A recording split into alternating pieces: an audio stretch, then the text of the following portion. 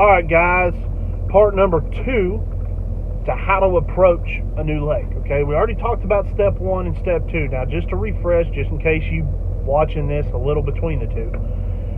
Step 1 was knowing as much about the lake and the conditions concerning the lake as humanly possible. Weather, water temps, lake levels, all those things. The layout of the lake, so on and so forth.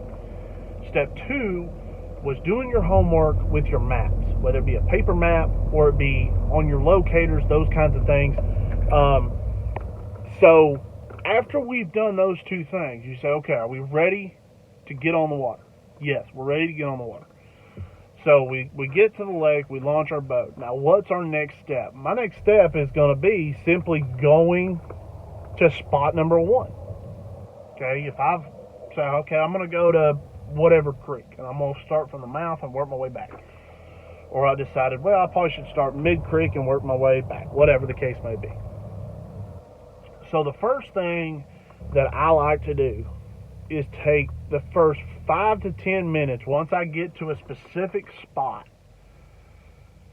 whether I'm using live scope, down imaging, side scan, traditional sonar, doesn't matter. Use my fish finders and just take a look around. Okay, what's below me?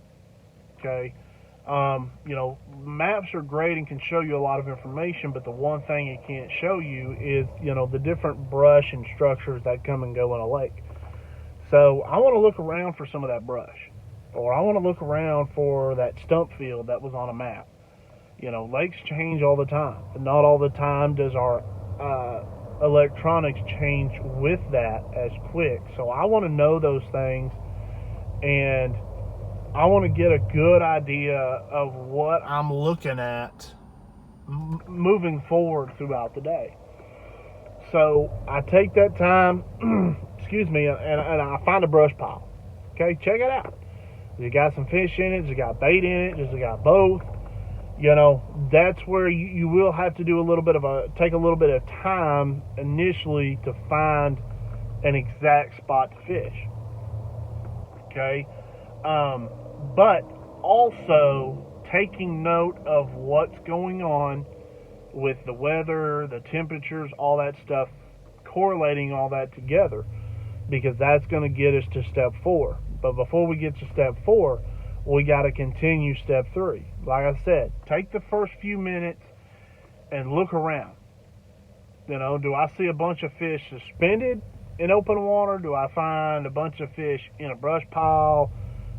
Small fish or bait fish in a brush pile, big fish outside the brush pile. Are the fish moving around a lot? What are the conditions? That's one thing I love about live scope, is that you can see things as it's going on right then and there in live action.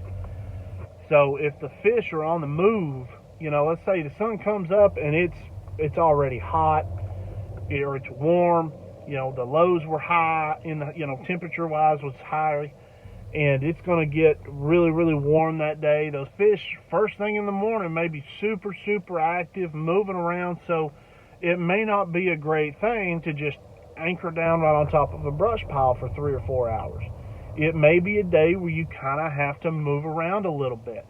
So in that's even more information that you find out, you figure out, and for the rest of the day. Okay, leading us into step 4. And that's just using all of that information that we gathered in step 1, 2, 3 to just go fish, to spend the rest of that time fishing. Now, regardless what technology you're using, okay, and regardless how you're fishing, all those other things correlate to fishing, okay, and how you're going to fish, okay? You need to know these things and know as much about the lake as you can, which is our step 1, to know, okay, do I need to be on that stump bed over there that's just a big old flat of 8 to 12 foot of water and just go from stump to stump to stump, or are they more kind of still conjured up in a brush pile? With the technology, with respect to the technology that you have, it's obviously going to be to some degree based on the way you fish. But so you need to use that information to your advantage. Okay? Does that mean that you're going to go out and automatically catch 30, 40 fish that day? No, it doesn't. That's why you have multiple locations and multiple spots picked out, because one area maybe have been super, has been fished a lot, and maybe there's just not a whole lot of fish in there right now. So you got to go try spot number 2. Or maybe because maybe the creek you went up in is one of the bigger creeks, but it gets a lot of water runoff into the lake, and maybe the crappie have kind of pushed off back to, you got to account for a lot of that stuff, because crappie are super sensitive, more so than many other fish species, when it comes to the change in water, drastic changes in water temperature, water depth, water movement, all those things considered. Crappie are super sensitive when it comes to that stuff. Okay, so you got to pay attention to that kind of stuff. I think it's pretty miraculous if you're a tournament guy, these guys and girls that are tournament fishers. Okay, how much information they have to know. Okay, I mean, yeah, sure, just anybody can go to a new lake and fish that lake. Okay, but it takes some homework, it takes some due diligence to be able to go out there and be successful. Okay, whether you're going after big fish, you're going out there to fill the freezer, might change the way you do steps 1 and 2, but it all relatively gets you to catching fish. Okay, now a couple of the things I want to talk about that you can also use to your advantage. Social media it can be a great tool when used properly. So you say, well, what are you talking about? I'm talking about just simple stuff as go on the internet, go Google some. Let's say we're talking about Lake Eufaula. Okay, Google guide services on Lake Eufaula, Oklahoma. Look up those guide services on Facebook. Have they been posting about fish they've been catching? And are they giving any kind of information, whether it be water depth, water temperatures, bait colors, whatever the case may be? Use that to your advantage. I mean, anybody that doesn't, you're just not using available information to your advantage. You can say what you want to, but a guy who not all of us have all the time in the world to go fish, so the more time we can spend catching fish, the better. So, you can use something so simple as that to gain even more information regarding the lake itself and how it's fishing right now. If they say, boys, it's heating up when we get these fronts, you need to be there before the rain hits, or up to 2 hours into a rainstorm, unless it's really, really bad, man, they're biting like crazy, or whatever the case may be. A lot of these guides understand, and they do give, and they're great about giving a lot of, some decent information out there, especially when it comes to what depth.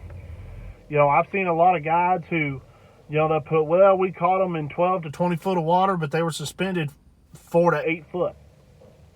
That's great information. That is great specific information right there. And a lot of them will say, well, we caught them on Cajun cricket, or we caught them on electric chicken, or we caught them on, this or that, and they don't give any other information. But hey, okay, we got a bait to start with. Okay, we got a color combination to start with. As much information as you can get, you need to gather and do a little homework and gather that information if it's out there. Because ultimately, what is this about? The general question is, how do you attack a lake? And people ask those questions because they don't want to go to a brand new lake just blindly and have no idea where to start, no idea what they're doing. I mean, they know how to crappie fish, but they don't have a source of reference of where to start. That's the most important thing, is having a reference and know where to start. Okay? Heck, a lot of times, a lot of people don't think about this, but a lot of times you just Google a bait store or a tackle shop around that lake and call them up and say, hey, man, I'm thinking about making a trip down there. What's the word on the crappie right now? And they'll tell you, well, they've been catching a bunch up in the creeks, and they may not tell you specifics, but they may. They may tell you, oh, we've been catching them up in whatever creek, and they've been catching them in this amount of water suspended this deep, water temperature's been about this, a lot of them been using this bait, but this bait has also worked, and blah, blah, blah, blah, blah, blah, blah, blah, blah. And next thing you know, when you go there, you're not wasting a trip. You're able to go down there, start somewhere, and catch fish. Like I said, they may wear the place out, but at least you can. Then at that point, you can look on your map on your locators and say, all right, I'm gonna go there, make a run. So, gathering information is the key to it all. Gather information, do your homework. And there again, every little ounce of information you can gather is useful at some point in time. Okay? It's useful because there again, depending on the region of the state or the region of the country, fish are doing different things. Crappie are doing things differently up here in northeast Oklahoma than they are down at Lake Eufaula. Okay, they're at a totally different level. They're doing two different things.